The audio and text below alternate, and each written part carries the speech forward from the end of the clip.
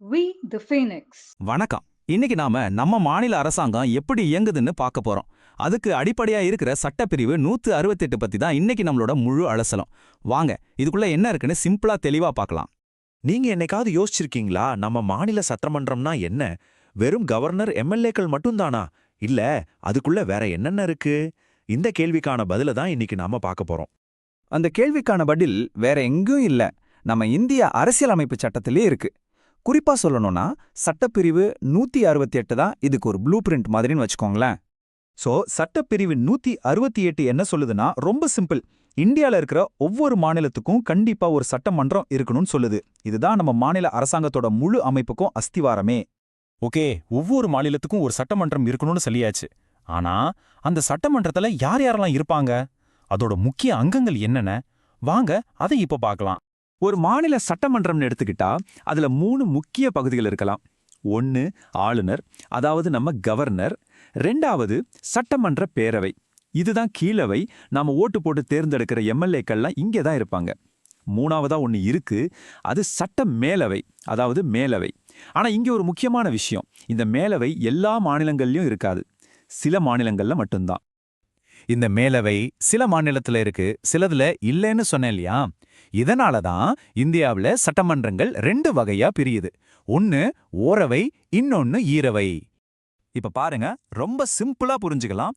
ஓரவை சட்டமன்றம், அதாவது யூனிகேமரல்னா அதுல ஆளுநரும் நம்ம சட்டமன்ற பேரவையும் மட்டும்தான் இருக்கும்.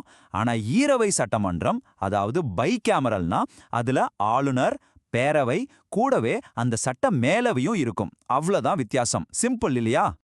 இதுக்கு ஒரு நல்ல உதாரணம் சொல்லணும்னா நம்ம தமிழ்நாட்டையே எடுத்துக்கலாம். தமிழ்நாட்டுல இருக்கிறது உறவை சட்டமன்றம் தான். அதாவது இங்க ஆளுநரும் சட்டமன்ற பேரவையை மட்டும்தான் இருக்கு, சட்ட மேலவை இங்க கிடையாது. சரி, தமிழ்நாட்டுல இல்ல, அப்போ இந்தியாவுல வேற எந்தெந்த மாநிலங்கள்ல அந்த 2வது அவையான சட்ட மேலவை இருக்கு? இதுதானே உங்க அடுத்த கேள்வி. வாங்க, அதுக்கும் பதில் இருக்கு.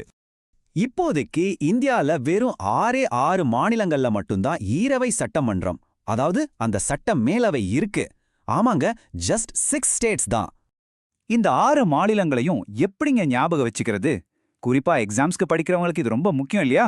கவலையே வேண்டாம், இதுக்கு ஒரு சூப்பரான ஷார்ட்கட் இருக்கு. அந்த ஷார்ட்கட் என்னன்னா கும்பேட். ஆமா, KUMBAT.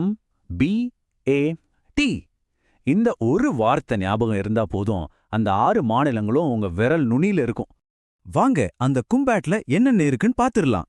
கேனா கர்நாடகா, யூனா உத்தரப்பிரதேசம், எம்னா மகாராஷ்டிரா, பீனா பீகார், ஏனா ஆந்திர பிரதேசம், கடைசியா டீனா தெலுங்கானா.